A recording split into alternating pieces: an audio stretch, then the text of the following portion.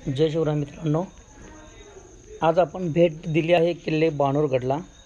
किल्ले बाणूरगड हा किल्ला इतिहासात भोपाळगड म्हणून ओळखला जातो। सांगली जिल्ह्यातील खानापूर, आटपाडी तालुका व सोलापूर जिल्ह्यातील सांगोला तालुका अशा 3 तालुक्यांच्या सीमारेषेवर बाणूरगड उभा आहे। बुसातीन उल सलातीन या साधन ग्रंथानुसार छत्रपती शिवरायांनी मांजऱ्यानजीक पर्वतावर एक मजबूत किल्ला बांधून त्यास भोपाळगड नाव दिले। तर एका लोककथेनुसार भोपालसिंग राजाने हा गड बांधला म्हणून या गडाचे नाव पडले भोपाळगड। महाराजांच्या काळात अफजलखानाच्या 10 नोव्हेंबर 1659ला झालेल्या वधानंतर हा किल्ला शिवछत्रपतींच्या ताब्यात आला। नंतर यांची डागडुजी झाली।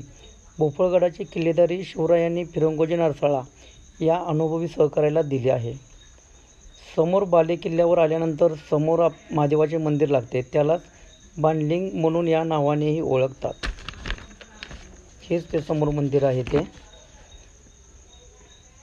या मंदिरापासून आसपासचा बाणूरगडाचा परिसर आपण पाहू शकतो। इथे आपण महादेवाचे दर्शन घेऊन बाहेर जी समाधी आहे ती आपण बघायसाठी बाहेर निघालेलो आहे।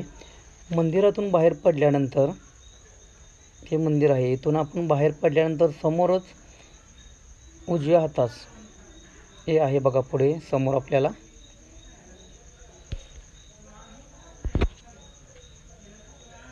आता आपण इथे आलो।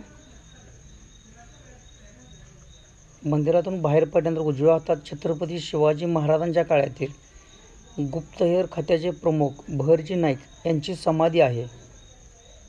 ही समाधी दगडी चौथऱ्यावर वृंदावन समाधी दिसते, हे आपण पाहू शकतो। बहरजी नाईक यांची वृंदावन पद्धतीची समाधी आहे आणि इथेच आपणाला जे आपल्या स्वराज्याचे गुप्तहेर प्रमुख होते त्यांची समाधी आहे बघा। आणि इथे आपल्याला त्यांच्याबद्दल थोडासा इतिहास पण दिलेला आहे।